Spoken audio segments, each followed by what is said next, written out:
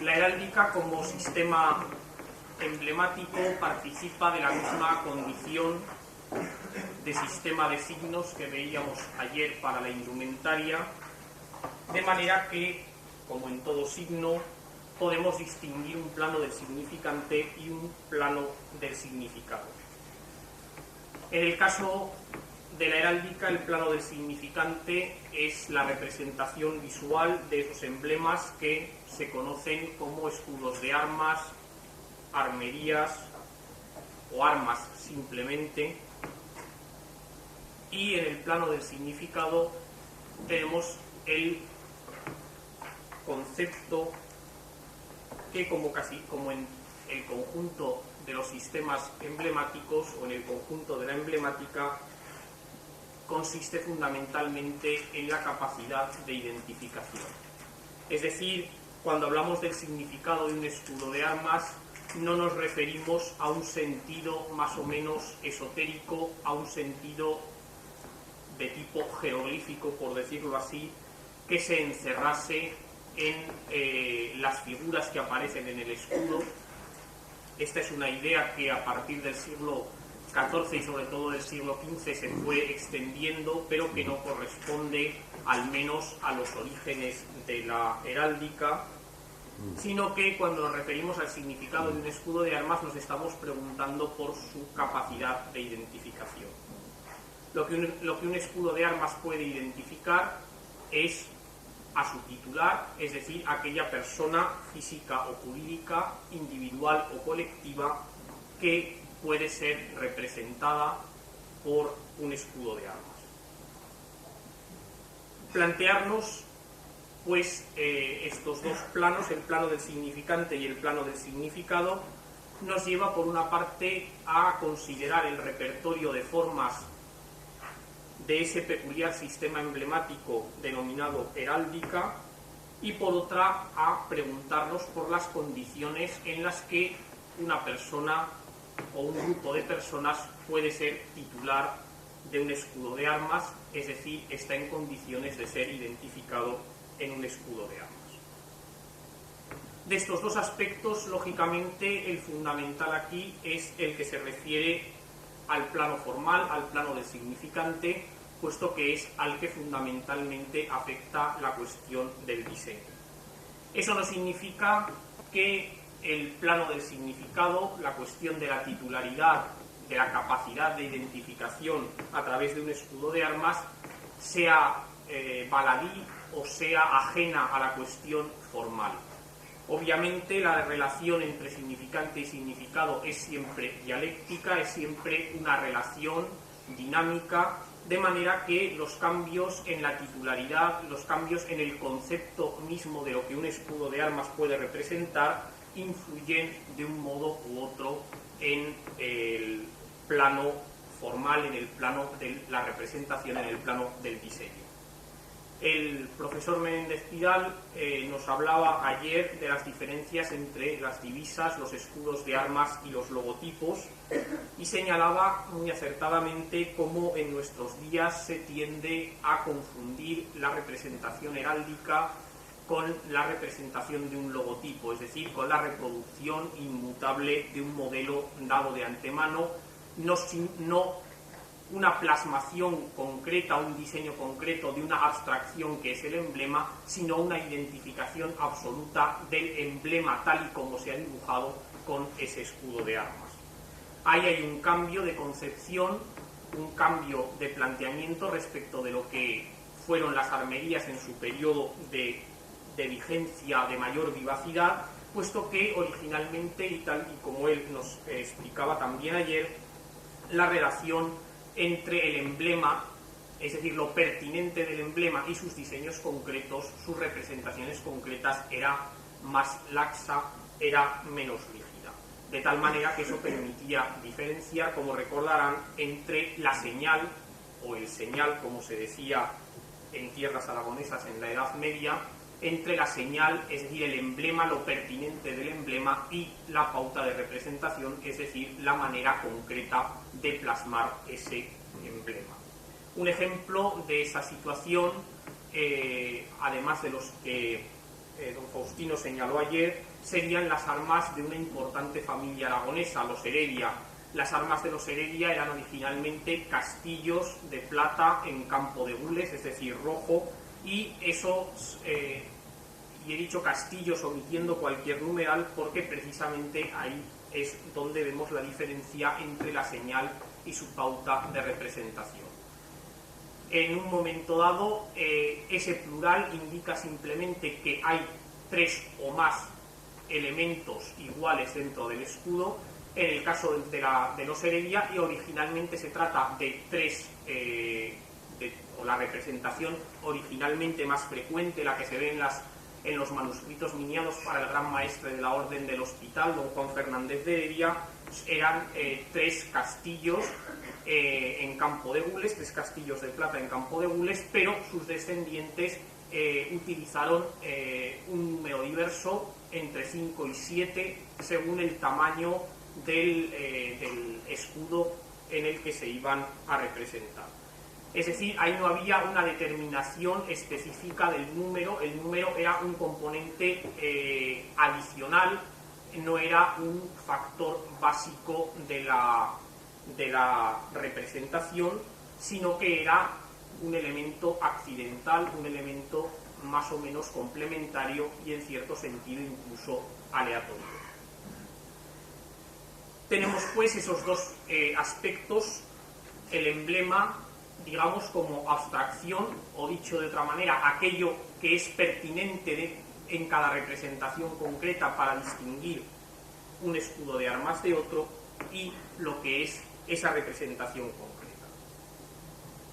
Lo que nos va a ocupar aquí fundamentalmente es este último terreno, es el aspecto de la plasmación visual de los emblemas mediante representaciones plásticas particulares, donde podemos distinguir una serie de periodos en la evolución del diseño y donde podemos plantearnos una serie de problemas relacionados con la construcción visual de los emblemas, algo en lo que incidirá más particularmente Carlos Navarro en la exposición que seguirá a la presente. Pero antes de entrar, como he dicho, antes de entrar en las cuestiones relacionadas con el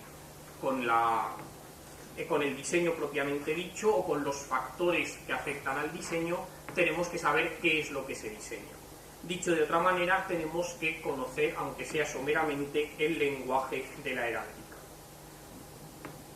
Bien, la expresión lenguaje de la heráldica puede ser un tanto equívoca. Puede ser un tanto equívoca porque hay una parcela de casi todas las lenguas europeas destinada específicamente a dar cuenta del contenido de los escudos de armas. Eso es lo que se denomina el blasón o la lengua del blasón, de lo que me ocuparé brevemente después.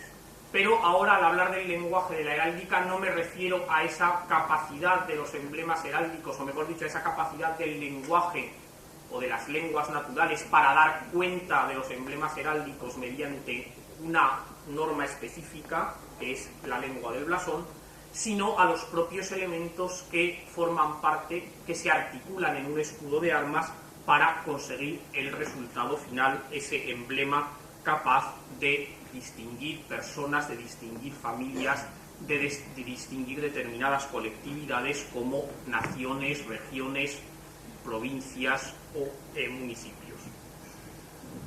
Si le echan un vistazo a la hoja que tienen en color, ahí tenemos compendiados los elementos básicos de todo el mecanismo, de todo el lenguaje heráldico. Como en toda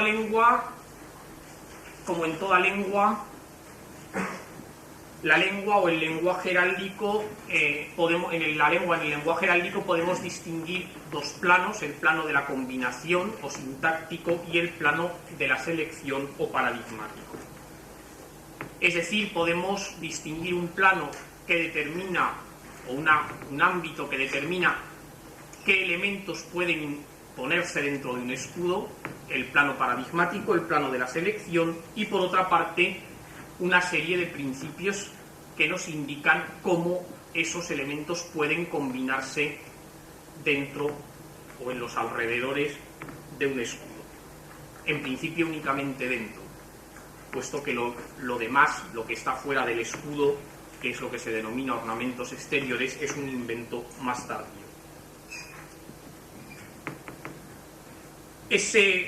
Esas normas pues nos indican cómo pueden combinarse los distintos elementos dentro de un escudo de armas. En primer lugar, es necesario distinguir entre el campo del escudo y los muebles,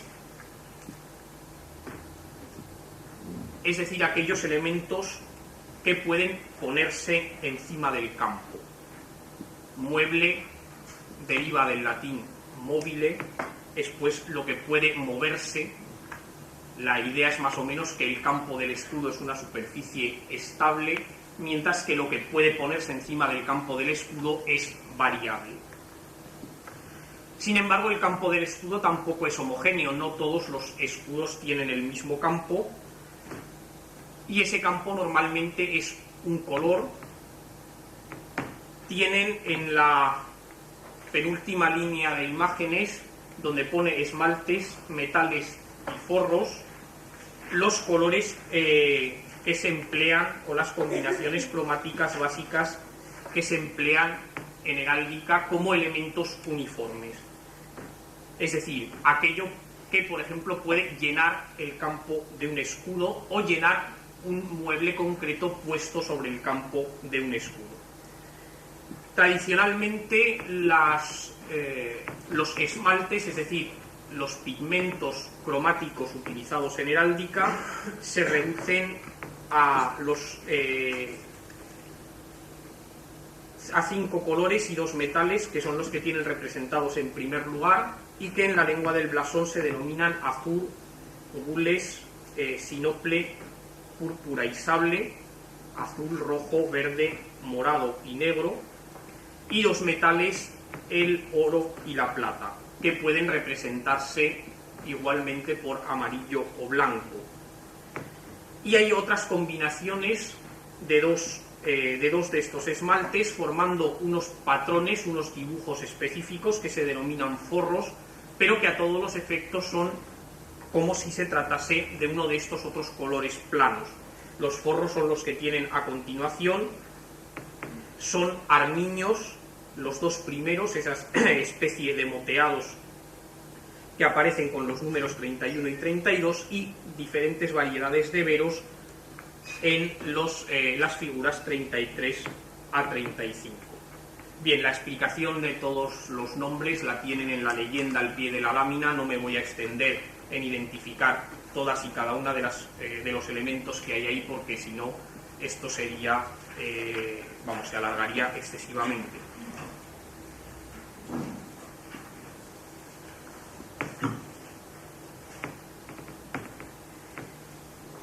Uno de los elementos, tenemos de momento 2 elementos, el campo del escudo y una serie de esmaltes que pueden ponerse sobre ese escudo, sobre ese campo, o que pueden pigmentar ese campo, o colorear ese campo si prefieren. ¿Qué es lo que puede ponerse encima? ¿Cuáles son esos muebles, esos elementos móviles que pueden ponerse encima del campo? Pues básicamente son los que tienen en el vuelto de la página y que, según una vieja tradición de los heraldistas, suele dividirse en piezas y figuras. La distinción no es siempre pertinente, el caso de la cruz es bastante significativo en ese sentido, porque todos los tratadistas antiguos dudan si considerarlo una pieza o una figura. De hecho, aquí en el repertorio de piezas no aparece, pero tienen un elemento parecido en la figura 99, que es el aspa, que es simplemente una cruz girada a 90 grados, y que, como verán, aparece en la sección de piezas, y sin embargo hay 2 variedades de cruces con los números 118 y 119 en el repertorio de figuras. La distinción, pues, es básicamente una distinción pedagógica para distinguir lo que desde el punto de vista de la representación corresponde a dos tipos de elementos distintos. Las piezas son, como pueden apreciar ahí, una serie de elementos geométricos que no se asocian a ningún referente externo o apenas se asocian a un referente externo, mientras que las figuras pertenecen a eso que la semiótica de Peirce denominaba los iconos, es decir, una representación analógica de un elemento realmente existente. Ahí pueden ver hojas de árboles, flores, árboles enteros, animales, tanto reales como fantásticos, partes de animales, cornamentas de ciervo, alas de ave. Pueden ver también construcciones humanas, castillos, torres, muros y objetos diversos, campanas, colmenas, barcos, ballestas, rastrillos, martillos, zapatos. En principio, casi cualquier objeto creado por el hombre o perteneciente a la naturaleza es susceptible de ser introducido dentro de un escudo. Eso sí que plantea una cierta diferencia entre las piezas y las figuras, además del elemento figurativo, porque en principio el número de piezas es finito, hay solo una serie de combinaciones de tipo geométrico tradicionalmente empleadas en la heráldica, mientras que en principio al menos la relación de figuras sería, no infinita, puesto que no es infinito el número de los objetos que hay en el mundo, pero desde luego es una serie abierta, mientras que la de las piezas es una serie cerrada.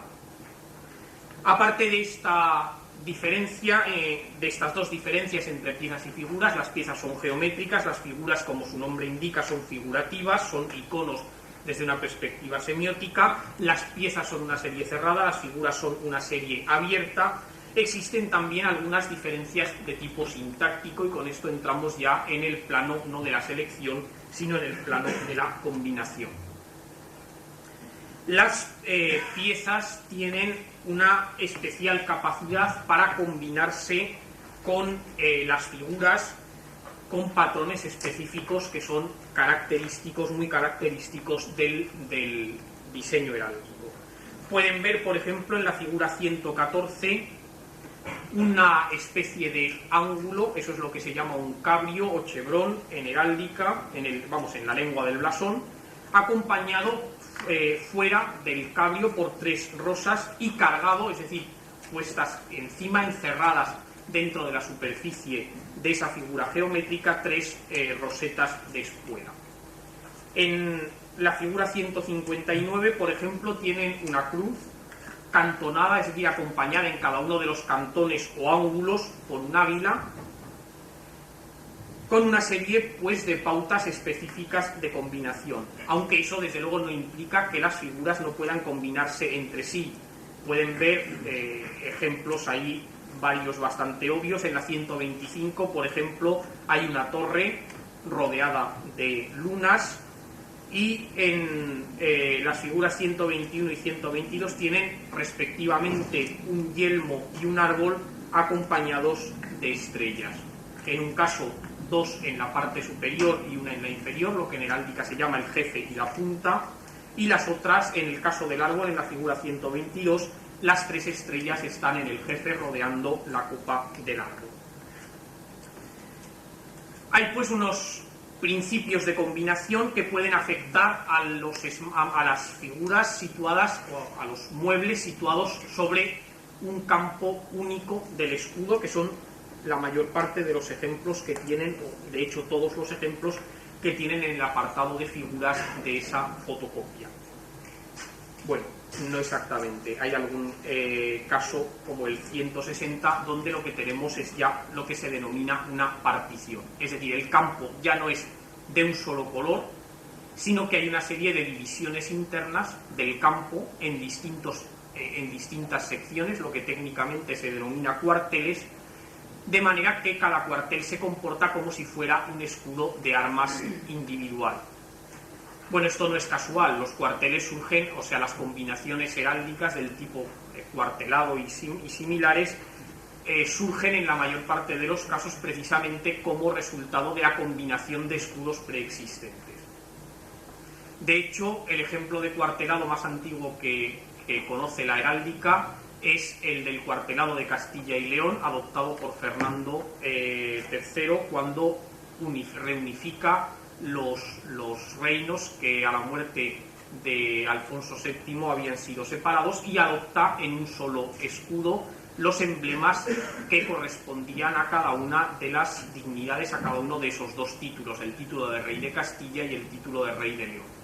Esos escudos, esas armas que antes habían existido de manera exenta, se combinan en un solo escudo mediante 4 cuarteles, que se repiten 2 y 2, y que tienen representados en el centro esos son el escudo grande de la monarquía española después de la reorganización de Carlos III. Si se fijan en el centro, aquí ya muy perdido entre todos esos cuarteles, hay un escudo que tiene el cuartelado de Castilla y León y que encima tiene otro elemento más pequeño que son las lises de los Borbones, y debajo un campo triangular, lo que se llama un dentado, donde está el emblema de Granada. Este sistema de repartir el campo en distintos cuarteles es lo que se denomina particiones. Tienen las principales modalidades en las figuras 36 a 47, la última línea de figuras de la primera del anverso de la lámina que tienen ahí. Con todos estos elementos, una serie de esmaltes que pueden servir para colorear tanto el campo como los muebles de un escudo, una serie de muebles con características diversas que pueden combinarse entre sí, y la posibilidad complementaria de partir el campo en diversos cuarteles para combinar distintas armerías o introducir distintos elementos. Se construyen los escudos de armas.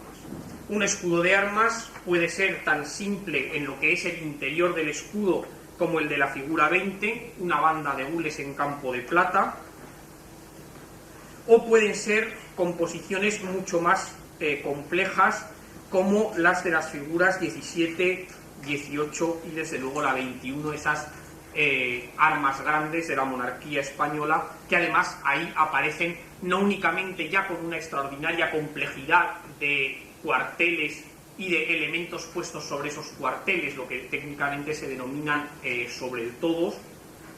Ahí hay un sobre el todo que es el escudo de Castilla y León, y un sobre el todo del todo que son las lises de los Anjou, como si fueran, digamos, varios pisos uno encima de otro.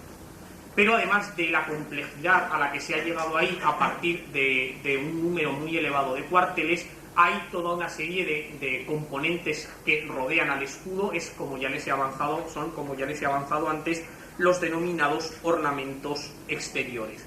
Una serie de elementos, el yelmo, las coronas, los tenantes y soportes, los mantos, etcétera, que sirven para adornar el escudo, sirven para darle empaque, pero en cierto sentido también tienden un poco a anularlo. Estos elementos se introducen muy despacio, sobre todo a partir del siglo XV, hay antecedentes en el siglo XIV, pero empiezan a desarrollarse con fuerza en el siglo XV, y estas combinaciones extraordinariamente recargadas y complejas son ya típicas de los siglos XVIII y XIX, en los que, como ya nos avanzaba ayer el doctor Menéndez Pidal, se tiende a hacer las representaciones de los escudos muy pequeñas, y muchas veces se da más importancia a toda esta parafernalia que rodea a lo que son las armas propiamente dichas que a estas en particular. Bien, estos elementos, como digo, son los que permiten construir ese tipo de emblemas que denominamos armerías, y mediante, como vemos, la combinación de esta serie de elementos. No voy a entrar en más detalles sobre posibilidades concretas porque no acabaríamos nunca, pero tienen una muestra de cómo funciona esto con ejemplos reales en las páginas 11 y siguientes de las fotocopias, Eso es un extracto de la obra de uno de los mejores manuales que tenemos para introducirse en el conocimiento de la heráldica, el Manual de Heráldica Española de Eduardo Pardo de Guevara, y en concreto la sección denominada el blasonamiento. Bien, el blasonamiento es el resultado de aplicar el blasón, de aplicar esa terminología específica a la descripción de un escudo de armas.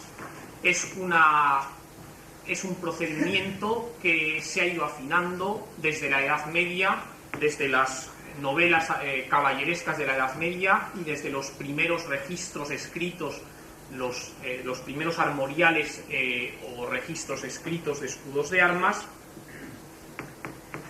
Y como digo, es un sistema muy depurado que permite describir de una manera bastante exacta, que si el blasonamiento está bien hecho, permite después reconstruir gráficamente el escudo, y en ese sentido es probablemente uno de los casos de lengua técnica que mejor se ajusta a su propósito descriptivo.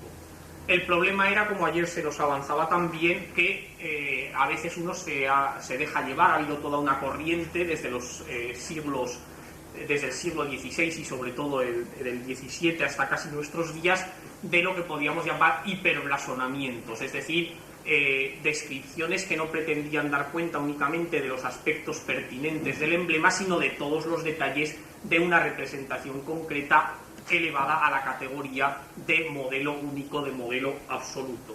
Es el paso intermedio entre la libertad de la heráldica primitiva y esta heráldica a lo logotipo que actualmente se cultiva en buena parte, sobre todo de los organismos oficiales.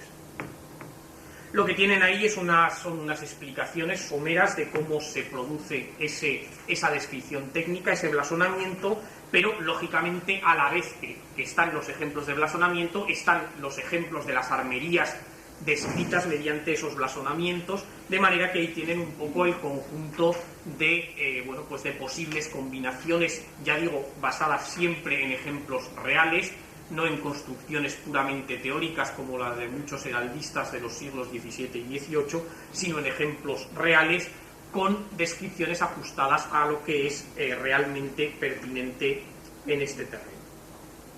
De modo que ahí pueden hacerse una idea de cómo funciona el sistema, desde combinaciones relativamente simples hasta combinaciones bastante complejas, como la de la dalmática de heraldo de la época de Felipe II, que tiene una extraordinaria complejidad, y que ahí viene explicado cómo no solamente cómo hay que blasonar ese escudo, sino cómo hay que interpretarlo desde una perspectiva histórica del origen de los elementos que han llegado a combinarse en esas armerías. Estos aspectos son, como digo, en definitiva, los que determinan la peculiar configuración visual de la heráldica.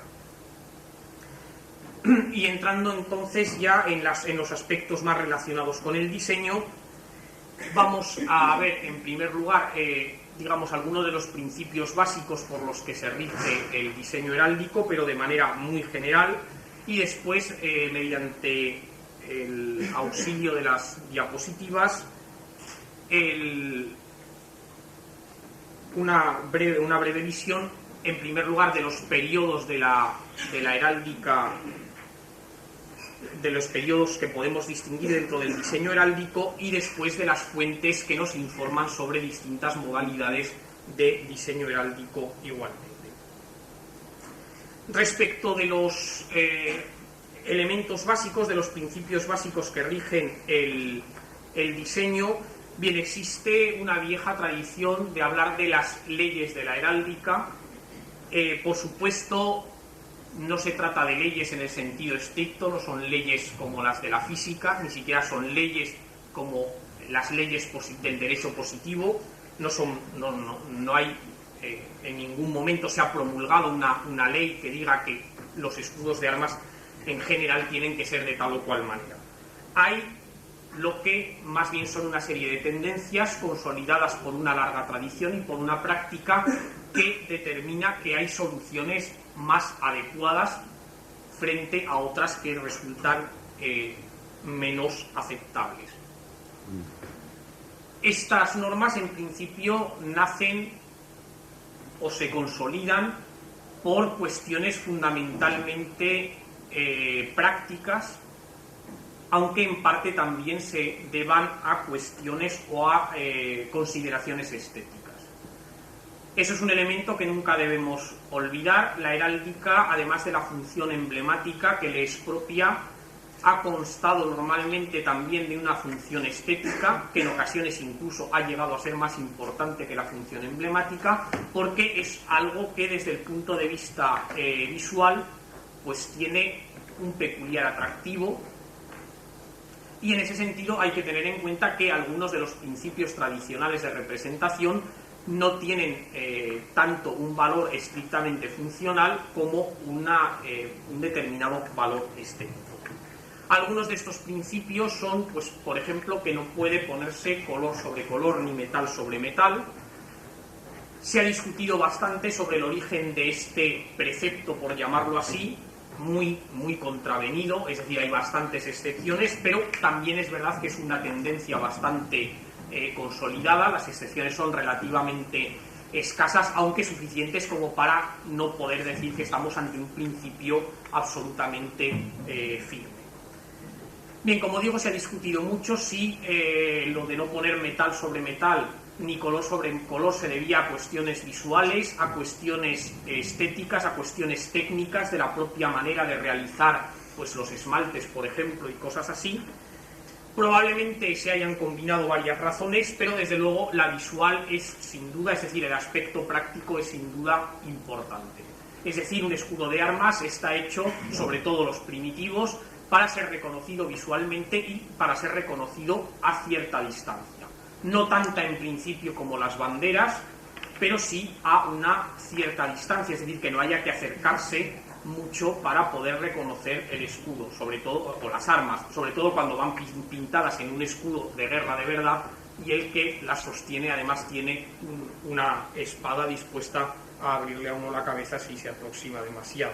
Por lo tanto, desde ese punto de vista hay un componente práctico, que la identidad de la persona que lleva esas armas sea reconocible. Si no se cumple esa función, el sistema se cae por su propia base. Bien, aspectos relacionados con este mismo han sido el principio de simetría, que tampoco es de absoluta aplicación, pero sí es verdad que hay una cierta tendencia, bueno, una tendencia bastante marcada a hacer composiciones simétricas, incluso cuando los componentes son asimétricos, como nos comentaba ayer don Faustino a propósito de esa representación que había costado nada menos que 5 millones de pesetas del escudo de Madrid con el grupo de oso del oso más el árbol, no centrados los dos respecto del eje vertical del escudo, sino desplazados hacia uno de sus lados, lo cual es técnicamente una solución completamente absurda. O elementos como el llamado principio de plenitud, al que ayer se nos aludía también, es decir, que las figuras tiendan a llenar al máximo el espacio, el campo del escudo, siempre, claro, dentro de ciertas dosis de de que aquello no parezca que está embutido, que el mueble está embutido dentro, sobre todo las figuras, dentro del campo del escudo. Desde ese punto de vista, por lo tanto, el diseño sigue una serie de patrones generales que, ya digo, no son estrictamente hablando leyes. Además, unas se refieren a la composición, por ejemplo, lo de metal sobre metal o color sobre color, tiene que ver con la propia concepción del emblema, no solo con su representación plástica, mientras que hay otros aspectos como la cuestión de la ley de simetría, o el principio de simetría y el principio de plenitud, que sí tienen ya que ver no con lo que es el emblema en abstracto, sino con su representación plástica en concreto. Hay otras consideraciones posibles de tipo más técnico, pero será más bien a través de los ejemplos y comentarios de Carlos Navarro como nos introduzcamos en ellas. Ahora vamos a pasar a, si hemos logrado acabar con eso,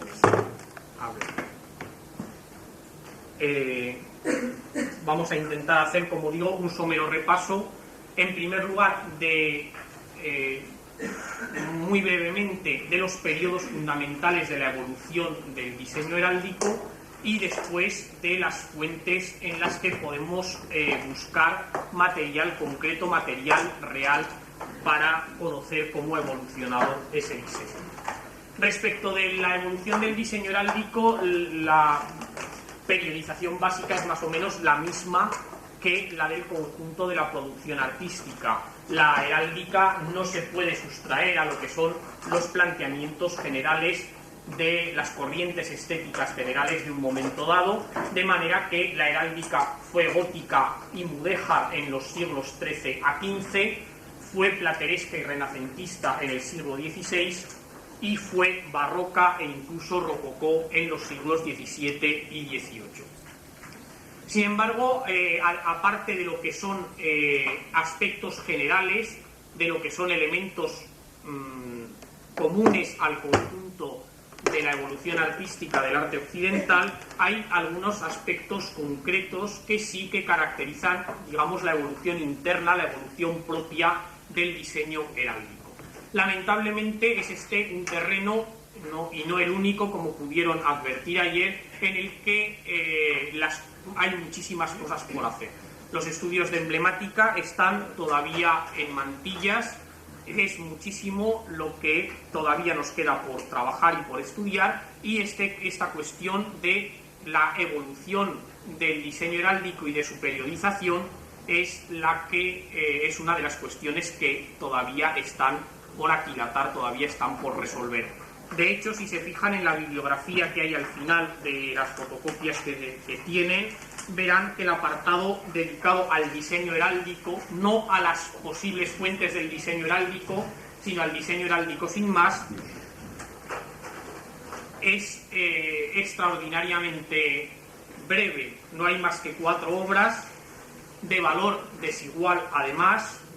La obra de Arthur Charles Fox Davies es una aproximación general a la heráldica, con especial hincapié en los aspectos artísticos, pero no únicamente. De hecho, ya ven que el subtítulo es An Encyclopedia of Armory, una enciclopedia de las armerías, y que por lo tanto no es solamente un tratado de los aspectos artísticos de la cuestión. Los trabajos de Wyn Jones y de Carl Alexander von Holborn son visiones generales de los rasgos fundamentales del diseño heráldico. Quizá una de las pocas obras sobre cómo ha evolucionado este diseño sea la de von Holborn, The Art of Heraldry, que tienen ahí citada en último lugar, pero es una primera aproximación, es un primer ensayo hecha por un buen conocedor de la heráldica, pero que es ante todo un buen artista heráldico, más que un investigador, aunque también tenga contribuciones interesantes en este último campo. Por último, hay un único trabajo dedicado al diseño heráldico en la heráldica española, el de Mesía de la Cerda, un trabajo digamos, bien intencionado, aunque con planteamientos en algunos casos bastante discutibles y lamentablemente con una realización precisamente en el aspecto visual claramente perfectible. Por lo tanto, es muy poco lo que hay, es muy poco lo que podemos, los materiales en los que nos podemos basar, y sí que podemos señalar cómo a lo largo de este periodo o mejor dicho, a lo largo del conjunto de los periodos que forman la evolución del diseño heráldico, se pueden destacar algunos aspectos generales. Ha habido una cierta tendencia paulatina, por un lado, a reducir el tamaño de las figuras dentro del campo, como ya nos avanzaba ayer el doctor Menéndez Piral, una tendencia a modificar y a recargar gráficamente la propia silueta del escudo, que llega a convertirse en lo que se han llamado los cartuchos rococó, es decir, figuras muy afiligranadas, muy recargadas desde el punto de vista de lo que es la mera silueta del escudo. Y aunque eso llega hasta el siglo XVIII, después empieza a volverse a líneas más simples para los escudos. ¿Ya? ¿Sí? Pues tenían un orden determinado, sí, si no ha desaparecido por el camino. Bien, bueno, si no ya haremos las salvedades de rigor. Bien, y como les decía, también ha habido diversas tendencias en cuanto a las dimensiones de las piezas geométricas. Ha habido periodos en los que han tendido a hacerse más anchas y periodos en los que han tendido a hacerse más estrechas. Bien, aquí tenemos una muestra del primer gótico. Esto es una representación del Codex Manesse, un repertorio de vidas de trovadores. Esta es si no recuerdo mal, la representación, si es Ulrich de Liechtenstein, armado de todas armas. Ahí ven cómo el escudo aparece representado en el escudo de armas, o sea, en el escudo como arma propiamente dicha, en las gualdrapas de los caballos, y que el yelmo lleva lo que se denomina una cimera.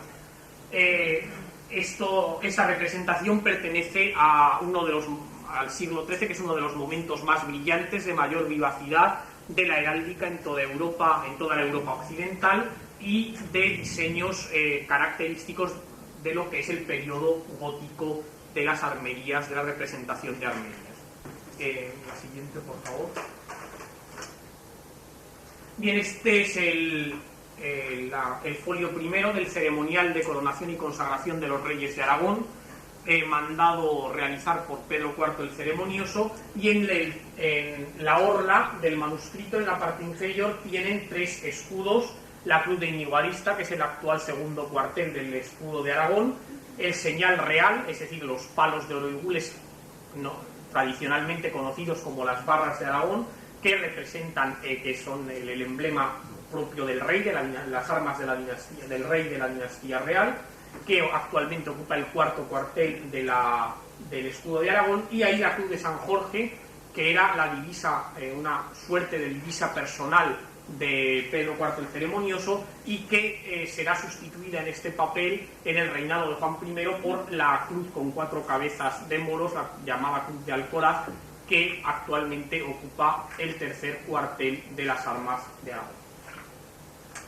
Y bueno, esto pertenece también al diseño gótico. Bien, esto me parece que está... posiblemente sí. Bueno, no, déjalo. Vamos a seguir. Bien, aquí tiene, esto es una representación ya de principios del siglo, de finales del siglo XV o de principios del siglo XVI. De finales del siglo XV, está hecho después de 1462, a finales del XV. Es la representación de un patricio de Nuremberg, Ulrich Ketzel, que después de un viaje por Europa había sido admitido en una serie de órdenes caballerescas, había recibido esas divisas de las que ayer se nos hablaba también, y que aquí pone como una especie de colección, como si llevase las condecoraciones, en lo que modernamente sería llevar las condecoraciones en la casaca, en la guerrera. En esta época pues consistía en llevar una o varias de esas joyas, que aquí aparecen representadas como complemento del escudo de armas. Bueno, aparte de que alguna de ellas al parecer es inventada, es decir, que bueno, cuando llegó este hombre a Nuremberg de vuelta de su viaje, pues parece que exageró un poco lo que realmente habían sido sus andanzas por el resto de Europa, pero en fin, ese es el detalle puramente anecdótico. La cuestión es esa: aquí tenemos una representación también ya casi del momento de transición al renacimiento de lo que son las armerías. Aquí se puede ver un aspecto bastante característico también, es cierta tendencia al naturalismo. Hay un principio que antes no he citado, es el principio de estilización. Esto es bastante lógico en un sistema visual que surge en el periodo gótico. Las figuras heráldicas tienden a la estilización. El león no es un león de verdad, es un león como los que se representaban en el arte gótico en general, no es tampoco un invento específico de la heráldica. y otra serie de aspectos. Las lises son una estilización del lirio y otra serie de fenómenos semejantes. Sin embargo, en los siglos XVI a XIX, prácticamente hasta nuestros días, se ha mantenido una tendencia a hacer dibujos más naturalistas y solo a lo largo del siglo XX, bueno, en algunos casos desde finales del XIX, se ha intentado volver a representaciones más estilizadas y menos naturalistas. Esta es bastante naturalista, la del mono de las armas de Hetzel, como pueden ver. La siguiente, por favor. Aquí tienen otra representación y me da la impresión de que estamos viendo la serie en orden inverso. Sí.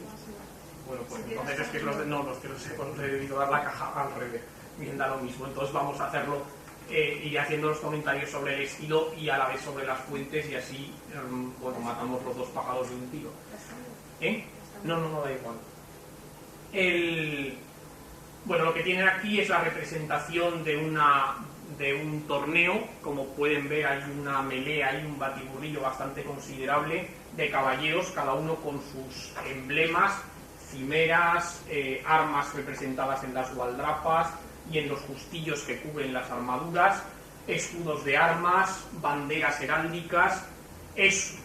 Bueno, son los fastos de la caballería medieval. Ayer se nos hablaba también de esto. El siglo XV, el otoño de la Edad Media, en palabras de Huizinga, es el momento de los grandes fastos de la caballería, es el canto del fénix de la caballería occidental, antes de ser reemplazada tanto en los campos de batalla como en las cortes por otras concepciones distintas.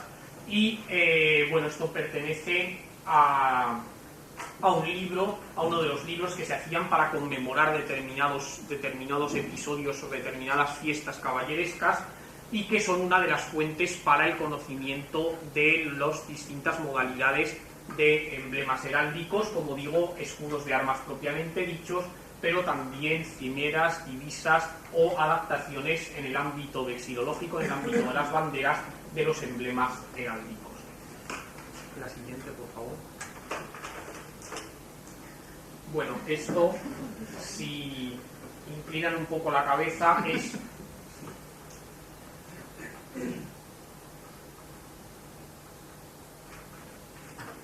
Bueno, gracias. Sí. ¿Enfocas un poco, por favor? Ahí, gracias. Bien, esto que tienen aquí es una vidriera de la iglesia de Bruselas, de Notre-Dame du Sablon, donde pueden ver un conjunto de representaciones heráldicas. Las representaciones en vidrieras, tanto góticas como renacentistas, son una fuente muy interesante para el estudio de la heráldica. Lamentablemente las vidrieras son elementos extraordinariamente frágiles y cuando hay cualquier tipo de disturbio, la primera piedra que rompe algo va a parar a una vidriera, y desde luego si hay un bombardeo, si la iglesia se tiene en pie, pues lo más probable es que las vidrieras no, y es un terreno extraordinariamente interesante, una fuente extraordinariamente interesante, porque los colores son excepcionalmente vívidos, pero lamentablemente, pues como digo, una fuente también extraordinariamente frágil y de la que no siempre se puede contar.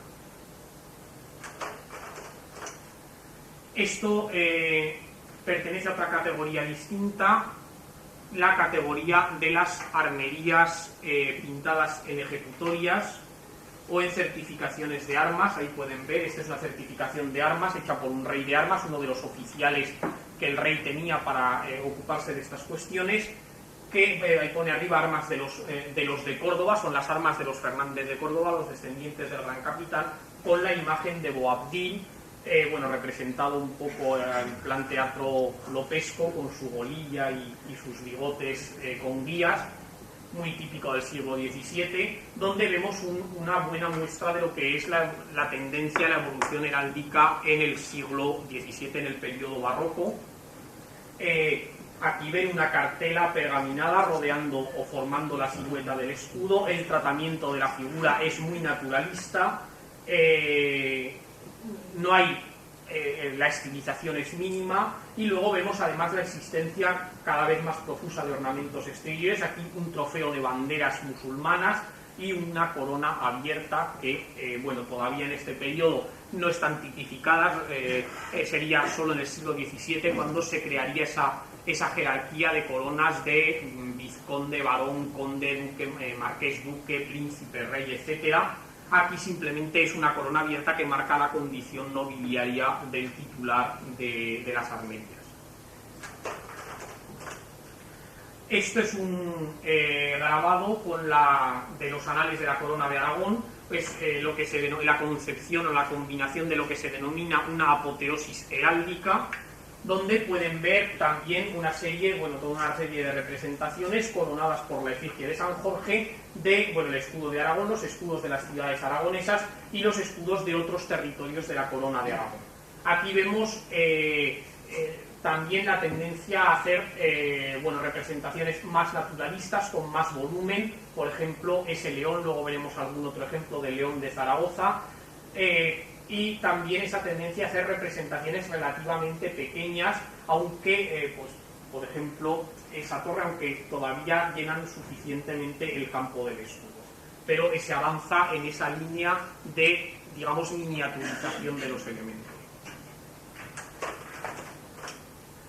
Esto es de una certificación de nobleza para un ingreso en la Orden de San Juan de Jerusalén, es una representación del siglo XVIII. Una tendencia muy característica de esta época es la multiplicación de cuarteles, porque como hay que probar la nobleza por los 4 costados, es decir, de los 4 primeros apellidos, es necesario, eso se traduce heráldicamente en representaciones con 4 cuarteles. Pero como en algunos casos esos linajes que llevaban esos apellidos habían adoptado ya previamente armas compuestas, a menudo procedentes de entronques previos con otros linajes, la combinación se complica extraordinariamente, ¿no? Observen este escudo, que es un escudo partido, un escudo cortado, después partido y luego cuartelado, es decir, y eso solo en el primer cuartel de un escudo a su vez cuartelado. Por lo tanto, una tendencia a la complicación, una tendencia al naturalismo también, y a cierta tosquedad representativa, que no, a una pérdida general de elegancia del diseño heráldico que solo se recuperará a partir del modernismo a finales del XIX.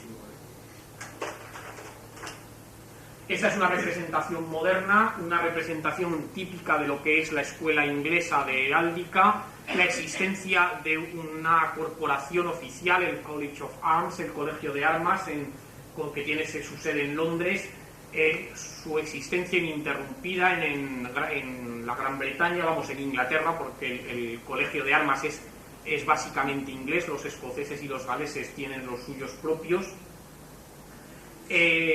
sobre todo los escoceses. Como digo, hay una tradición ininterrumpida de patrocinio heráldico por parte de la corona, de unas autoridades formadas específicas que se ocupan de esas cuestiones, y eso ha hecho que uno de los lugares donde antes se recuperó un diseño heráldico pues más elegante, con formas más modernas, pero a la vez adecuadas a los principios tradicionales del diseño heráldico, sea esta. Este es el escudo de la Asociación de Oftalmólogos Británicos. Aquí ven el lema Ut omnes videant, para que todos vean, con una combinación característicamente inglesa, tanto en la forma del escudo, que hoy en Inglaterra sigue utilizándose esa forma de origen gótico, como en la presencia de soportes y de cimeras sin yelmo. Esta representación de cimeras sin yelmo, lo que los ingleses llaman the crest, es bastante característica de la heráldica británica. Bien, contra lo que pudiera parecer, los escudos de armas conservados como escudos propiamente dichos son extraordinariamente escasos, y los que se conservan no son realmente escudos llevados al campo de batalla, son escudos utilizados en funciones ceremoniales.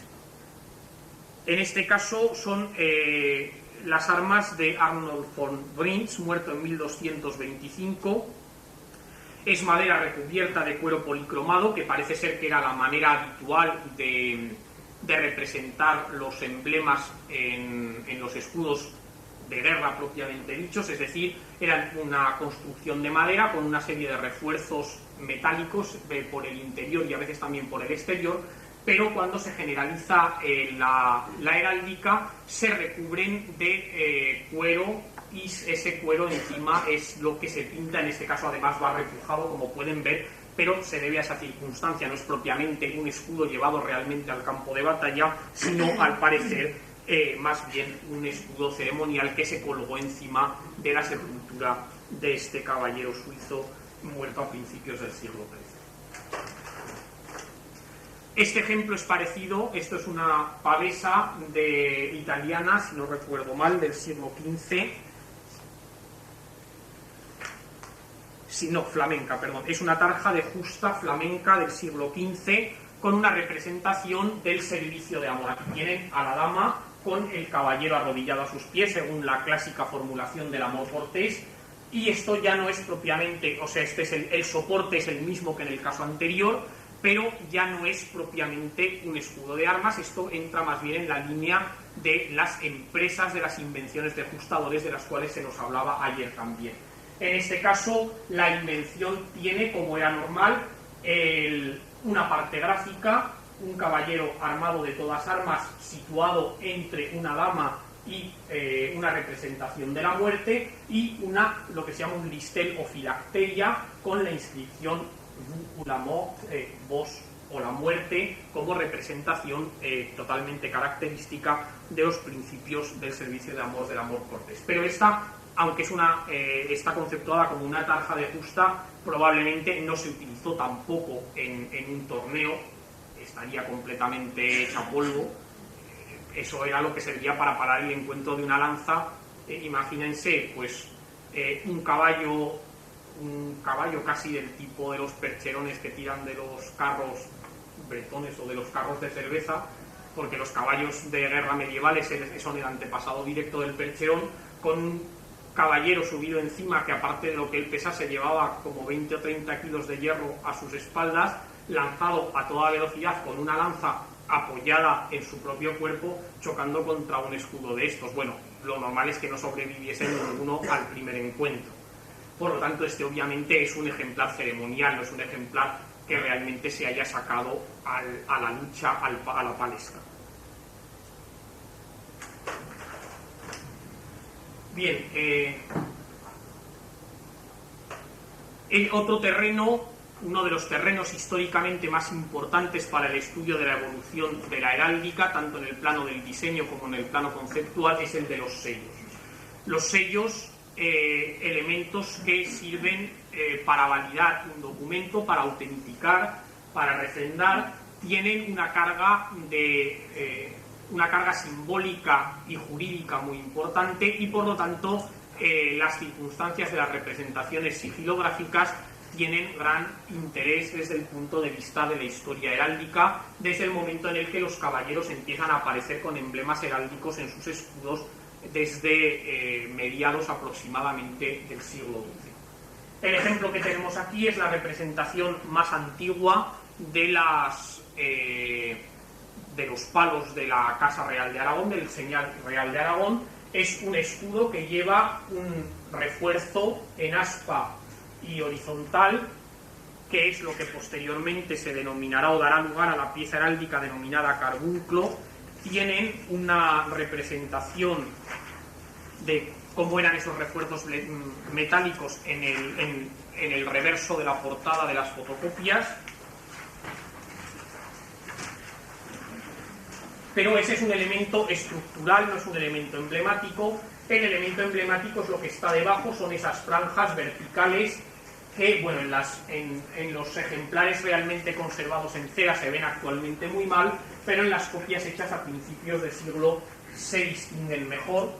Y bueno, esas listas verticales, en principio podría uno pensar que son, digamos, las tablas de madera unidas por esos refuerzos metálicos, pero como he dicho antes, esas tablas de madera solían ir forradas de cuero, no solían ir a la vista, y por lo tanto, en este caso, y porque además todos los herederos de Ramón Berenguer IV, conde de Barcelona y príncipe de Aragón, utilizan un emblema a base de listas verticales, es obvio que esas listas verticales de ese escudo son ya los palos de Aragón, como el doctor Menéndez Pidal razonó, creo que de manera incontrovertible, en el homenaje a otro gran heraldista, Martín de Riquet, hace ya unos años.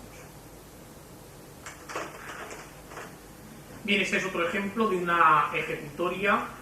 Ahí tienen en la parte de abajo los apellidos Ferret y Blanco, Serret, Tonda y Oña San Juan. Eso es de nuevo una combinación en 4 cuarteles de las armas de un caballero, de un pretendiente al ingreso en la Orden de Malta, que entre las pruebas de nobleza que tenía que presentar se incluye la representación de su escudo de armas. Un escudo de armas en los que, entre otras cosas, se han ido combinando elementos relativamente heterogéneos. Este emblema de aquí, esa cruz con una rama de olivo y una espada, es el emblema de la Inquisición. Eso significa que el titular de este escudo en un momento dado fue familiar de la Inquisición y que incorporó a sus armas como elemento de dignidad, o quizá por confusión de sus descendientes que ya no distinguieron bien la cosa, ese emblema que no es un emblema familiar, es la indicación de que esa persona pertenecía de una u otra forma, estaba adscrita al Santo Oficio.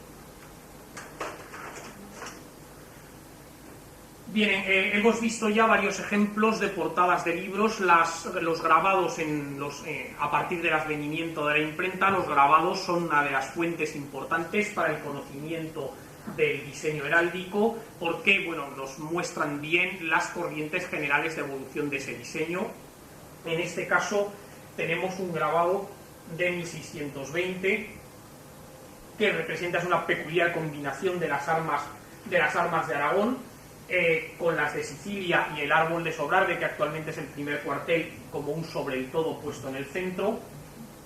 Y aquí lo que interesa es ver cómo este elemento, aunque por la decoración externa y por las fechas anuncia ya lo que es las composiciones típicamente barrocas, por el diseño todavía bastante fino de la corona y de los elementos dentro del escudo, se ascribe aún al tipo de diseño renacentista del diseño heráldico, a las concepciones propias del periodo renacentista. En cambio, este es un ejemplo típico de degradación de un grabado especialmente tosco, donde los elementos carecen de la elegancia, de la sutileza o de la finura que hemos visto en el ejemplo anterior, y lamentablemente aunque de hecho es anterior, es de 1590, marca un poco la pauta de lo que van a ser buena parte de las representaciones heráldicas en los siglos XVII, XVIII y XIX. Bien, vamos a ir aligerando. Bien, este es otro grabado de la misma línea, 1580, este es típicamente renacentista. Este es de finales, esta es la primera vez que aparece el escudo de Aragón con la disposición en 4 cuarteles, es la 1499, la Corónica de Aragón de Fray Fabricio Gauberto de Bagaz, que es la primera vez que aparece la distribución en 4 cuarteles. Es un típico ejemplar del gótico tardío, que es también una época especialmente gloriosa en el diseño heráldico, los momentos que van desde finales del 15, principios del 16, cuando el gótico alcanza su máxima depuración, ya influido por modelos renacentistas. En el caso español en concreto es el periodo plateresco, y que en Europa dio una figura de la talla de Alberto Durero, que en sus representaciones heráldicas se atiene a estos principios estéticos. Este es el modelo inmediatamente anterior, antes de la adición del árbol de Sobrarbe, una combinación de 3 cuarteles en lugar de 4, pero como ven, el conjunto de los elementos es básicamente el mismo.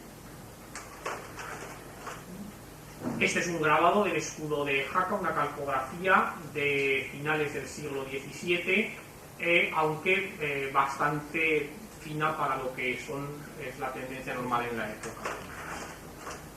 Este es un león de Zaragoza, típico del periodo plateresco, es 1549, los estatutos y ordinaciones de la ciudad de Zaragoza.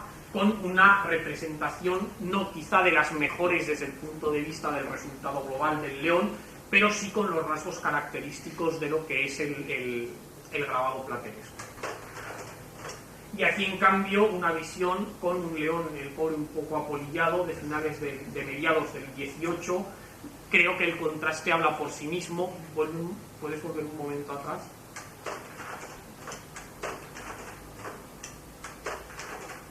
Entre este modelo y este otro, esas dos imágenes creo que valen por varias horas de explicaciones sobre el sentido de la evolución, porque son dos imágenes muy características de lo que se hace en el siglo XVI y de lo que se hace en el siglo XVIII. Este es el escudo de, las armas de la Universidad de Huesca. Este es otro grabado de las armas de Huesca cuando se cambian a finales del XVI. Y esta es una versión del 18, también la comparación creo que no deja lugar a dudas. Vuelvo un segundo atrás.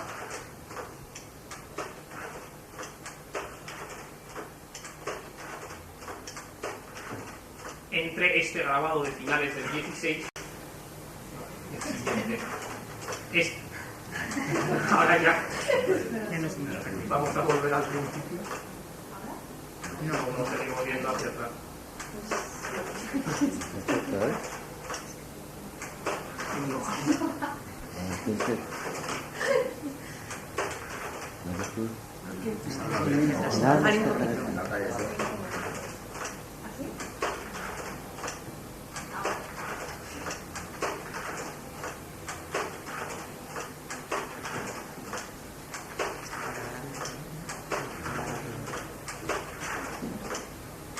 Ahora, deja que sea un segundo, entre este escudo, que como les decía es de finales del siglo XVI, y el siguiente de principios del siglo XVIII. Pues esto no significa que todos los escudos del XVI sean bonitos y todos los del XVII feos, que haya una pérdida completa del sentido.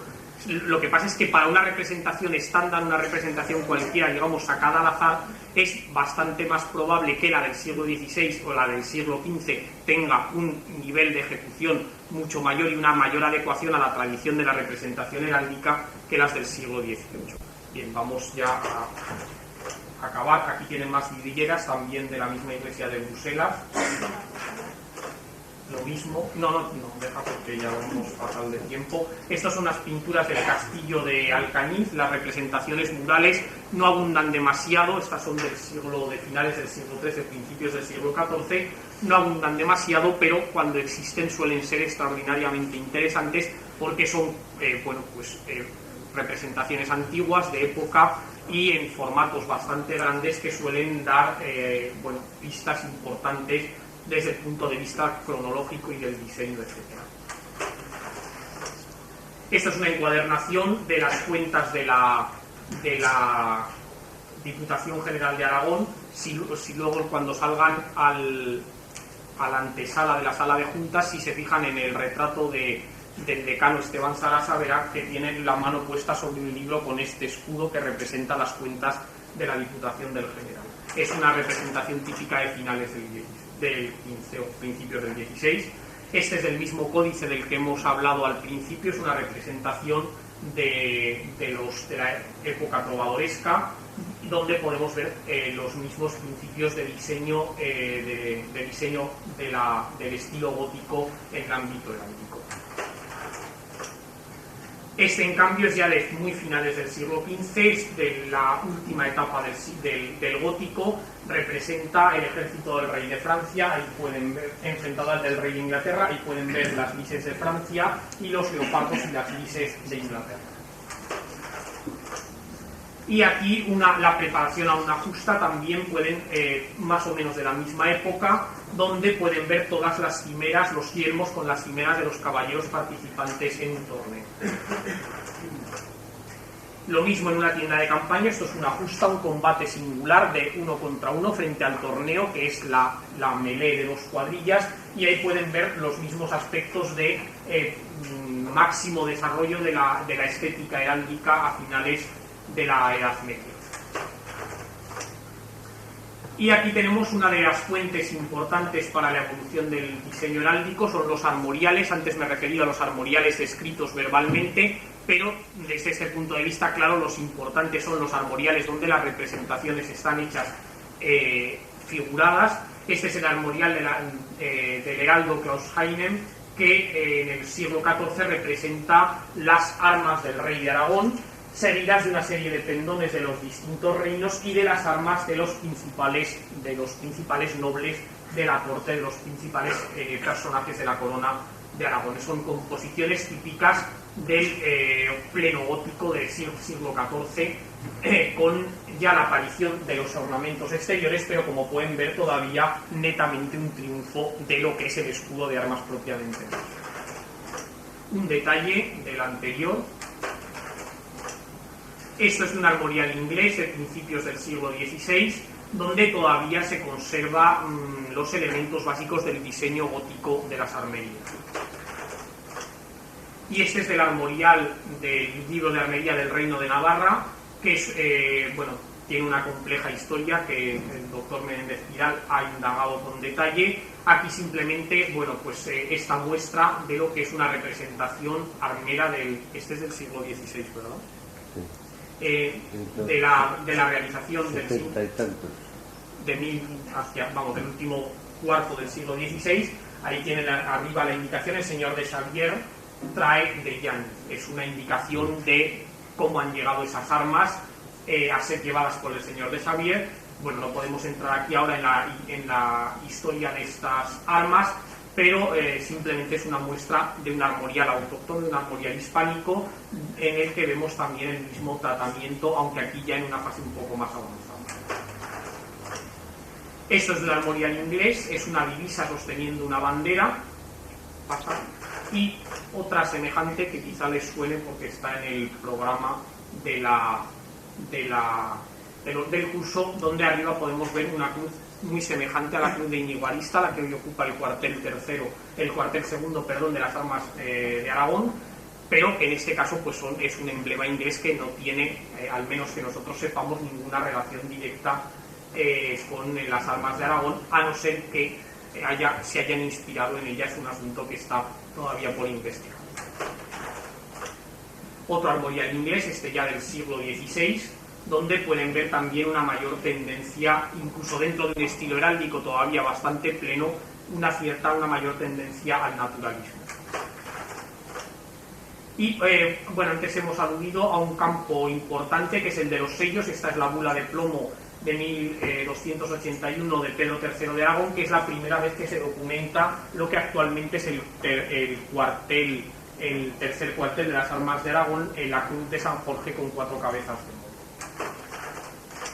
Y este es un escudo inglés, el sello de Warren, conde de Surrey, del siglo XIII, donde vemos que frente a aquel sello de Ramón Berenguer IV, en el cual se veía el emblema únicamente en el escudo, aquí, aparte de que el escudo ya ha evolucionado hacia una forma más corta, el emblema aparece tanto en el escudo como en las gualdrapas del caballo, y además el caballero utiliza una cimera que se repite en la cabeza del caballo. Otro sello, el primer sello documentado del Concejo de Jaca, y uno de los sellos más antiguos de la ciudad de Zaragoza, donde la muralla representa la ciudad y el león, que hoy son sus armas, aparece únicamente debajo de esa muralla que representa la ciudad. Las monedas es otro terreno importante, aunque claro, esta vez solo para el estudio de las armas reales, puesto que las monedas eran acuñadas únicamente por los señores soberanos, básicamente, hay algunas excepciones, pero fundamentalmente era así, y desde luego en el territorio hispánico exclusivamente. Esto es las armas de Pedro IV, tal y como las diseña Pedro IV de Aragón, pero en una moneda de Alfonso V el Magnánimo, ya de mediados del XV, con una composición característicamente gótica tardía. Y otra moneda del mismo rey, esta vez como rey de Mallorca, donde podemos ver la imagen del rey sedente y el escudo en lateral. Y esto es una plancha de bronce, también del mismo periodo, finales del siglo XV, es una representación inglesa donde podemos ver los mismos elementos, el escudo terciado, el yelmo y la cimera. Todo ello en estilo gótico. Y esto es una colección de pinjantes o apliques metálicos que se utilizaban, pues, por ejemplo, para unir las piezas de los arneses de las cabalgaduras con representaciones heráldicas. Esto lo he traído aquí a colación porque es un terreno muy poco investigado todavía, un sitio donde en principio uno no esperaría encontrar representaciones de escudos de armas, pero donde las hay abundantemente y que son una fuente importante y todavía muy poco estudiada de representaciones arnesas. Y esto es cincelado, en este caso las aspas de Borgoña cinceladas en una armadura. Y aquí una representación de un caballero también armado de todas armas en un tapiz. Una piedra armera, la que estaba en el Palacio de la Diputación General de Aragón en el siglo XV, se elaboró en el siglo XV y hasta la Guerra de la Independencia estuvo en el edificio. Cuando fue minado en los sitios de Zaragoza, una de las pocas partes que se conservaron materiales fue esta representación, que es también un hermoso ejemplar de las labras heráldicas de pleno siglo XV del gótico triunfante. Y ya está. Bien, con esta última imagen quedaban algunas diapositivas, pero si no esto se va a hacer eterno. Creo que con lo que han visto se pueden hacer una idea de cuáles son las fuentes básicas para conocer la evolución del diseño heráldico y de algunos de los aspectos fundamentales, de las vicisitudes fundamentales que ese diseño ha conocido a lo largo del tiempo. Muchas gracias.